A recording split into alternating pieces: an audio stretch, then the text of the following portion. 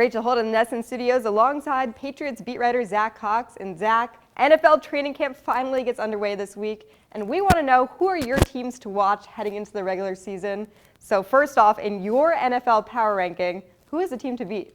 Right now, the team to beat is the New England Patriots, even though they will not have Tom Brady for the first 4 weeks of the season, which they now do know for sure for the first time in quite some time. They're going to have to go with Jimmy Garoppolo.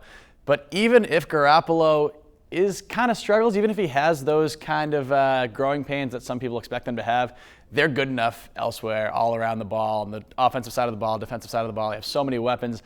I think they'll be fine for those first 4 games. And then when Brady comes back, he's going to be on a rampage, and it's going to be a sight to see. Okay, on the other side of that, what team is slated to have a rough 2016?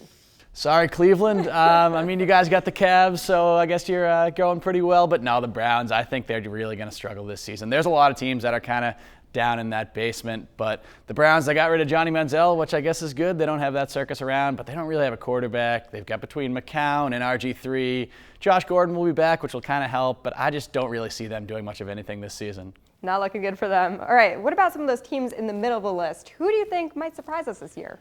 Well, I don't know if I'd say it's a team that can surprise, but the New York Jets are a team that I'm actually really looking at. They only finished 2 games back of the New England Patriots in the AFC East last season. That was the closest any team had come to the Pats since 2009. But they don't have a quarterback right now. Or they kind of sort of have a quarterback, but this Ryan Fitzpatrick nonsense that's been going on all offseason, where they're about a day or 2 away from training camp. They still don't know who's going to be starting at their quarterback position.